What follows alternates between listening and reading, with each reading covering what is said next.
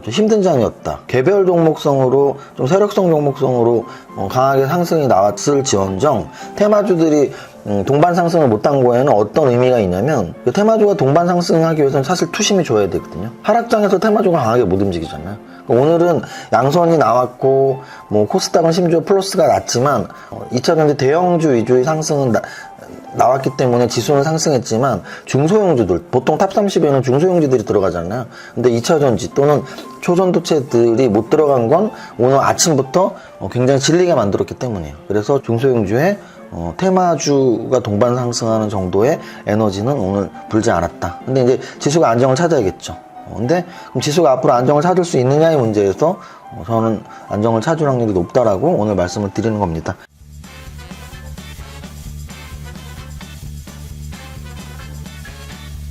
대표님. 라이시어스. 네, 대표님. 뭐 하세요?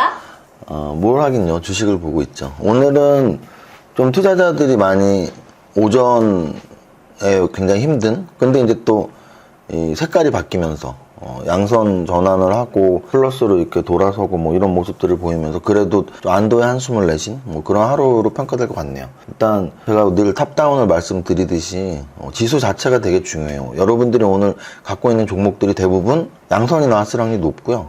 아침 시초가보다 아마 종가가 그래도 좀 올랐을 겁니다. 왜? 지수가 그렇게 움직였으니까. 지수를 한번 보겠습니다. 거래소 지수는 오늘 장중 저점이 마이너스 1.73%까지 하락을 했었고요.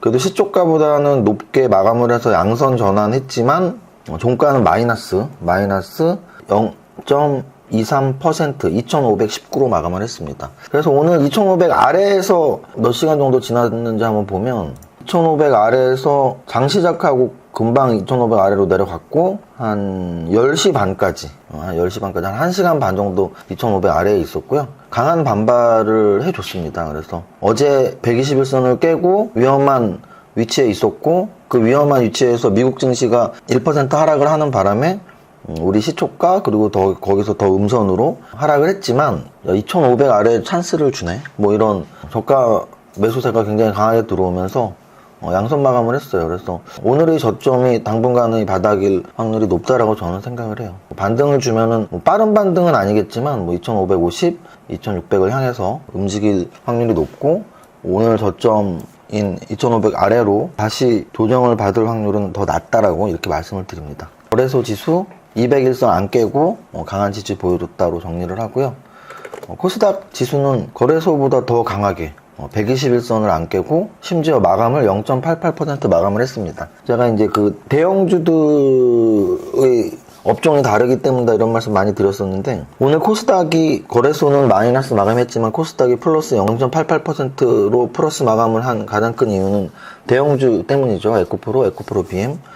그래서 등락 현황을 보면은 거래소는 뭐 소폭 하락이니까 상승 240, 하락 648.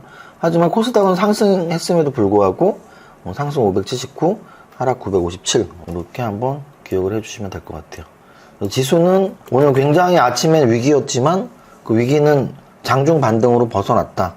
내일 또 위기, 내일 모레 또 위기면 어떡하냐, 계속 확률적인 얘기지만 확률적으로는 오늘 저점 정도가 당분간의 위기였을 것이다 라고 예상을 한번 해봅니다. 거래소 대형주 보면 삼성전자 오늘 양선 마이너스 0.45%, LG에너지솔루션 2% 올랐고요. 포스코홀딩스 1%, 삼성 SDI 1%, 포스코 퓨처엠이 3% 올랐습니다. 거래소 코스피 200 종목 전체적으로 보면 오늘 2차전지가 많이 올라서 코스닥 지수가 플러스 났다고 말씀드렸잖아요. 그래서 코스피 200에서도 2차전지 종목들이 상승이 큰 걸 알 수 있어요. 금양이 10%, 코스모 화학이 5%, 포스코 퓨처엠이 3%, 이런 식으로 2차전지 관련주들이 움직임이 좀 더 좋게 나왔다. 대형주들을 보면.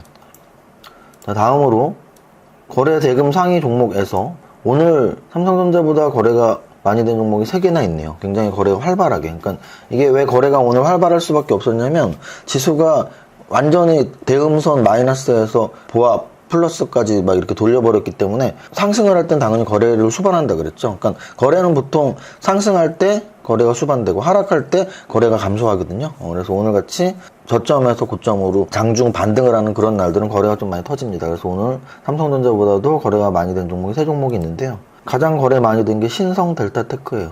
신성델타테크 어제 점상할 거였는데 오늘 굉장히 윗꼬리 아랫꼬리가 긴 십자형 음선이 나왔어요.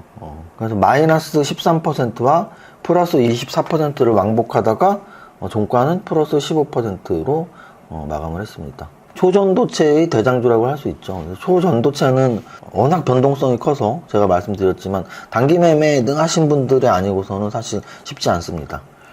그 다음 에코프로 오늘 코스닥 지수 상승의 주역 8% 올랐고요.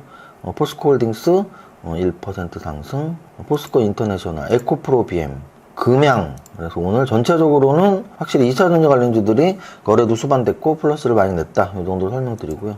마지막으로 상승률 상위 종목에서 상한가는 5개가 나왔고요. 탑 30의 상승률은 한 9% 정도니까 코스닥 플러스 나고 했기 때문에 이 정도 평균값 정도로 잘 마무리를 했고요. 상승률 상위 종목들을 쭉 이렇게 보면은 어떤 특정 테마, 오늘 2차전지가 전체적으로 좋았긴 했지만 탑 30에 그렇다고 막 2차전지들이 많이 들어가 있는 거로 보이진 않고, 또 최근에 신성델타테크가 최근에 초전도체 대장주로 움직였고, 또 오늘도 15% 상승하면서 탑 30에 들어있지만, 대장주가 들어있지만 초전도체 종목들이 탑 30 안에 이렇게 이름을 막 올리지 못했어요. 그러니까 되게 재밌는 현상이죠. 2차전지 대장주인 에코프로가 8% 올랐지만 2차전지 중소형주들이 탑 30에 몇 개 보이지 않고, 신성델타테크가 15% 올랐지만 초전도체 관련주들이 별로 보이지 않고, 그래서 좀 힘든 장이었다. 개별 종목성으로 좀 세력성 종목성으로 강하게 상승이 나왔을 지언정 테마주들이 동반 상승을 못한 거에는 어떤 의미가 있냐면, 그 테마주가 동반 상승하기 위해서는 사실 투심이 줘야 되거든요. 하락장에서 테마주가 강하게 못 움직이잖아요. 그러니까 오늘은 양선이 나왔고 코스닥은 심지어 플러스가 났지만 2차전지 대형주 위주의 상승은 나왔기 때문에 지수는 상승했지만 중소형주들, 보통 탑 30에는 중소형주들이 들어가잖아요. 근데 2차전지 또는 초전도체들이 못 들어간 건 오늘 아침부터 굉장히 질리게 만들었기 때문이에요. 그래서 중소형주에 테마주가 동반 상승하는 정도의 에너지는 오늘 불지 않았다. 근데 이제 지수가 안정을 찾아야겠죠. 근데 그럼 지수가 앞으로 안정을 찾을 수 있느냐의 문제에서 저는 안정을 찾을 확률이 높다라고 오늘 말씀을 드리는 겁니다. 여기까지 정리하면 될 것 같아요. 자, 어제 처음으로 부산 강연에 말씀드렸는데요. 커뮤니티에서 부산 강연에 신청하실 분들은 하시면 되겠습니다. 여기까지 하고 100억송 첫 번째 줄 시작. 나는 신년 나는 100억 부자 될 거야. 화이팅! To survive the stock market, we need to learn our ways. I see you. 아, 더워. 여기까지 해야 돼? 세금 신고 부탁드려요. 알겠습니다. 세무사는 거들 뿐. 세금 신고 완료. 마구 마십 성공했어. 아, 죽을 뻔했네. 아, 나 보험가입 돼 있지? 보험가입은 밸런스 에셋에서. Don't think, just do. 지금 가입하라고. 유튜브 멤버십 가입했어? 아니요. 제발 가입해. 이러다 다 죽어.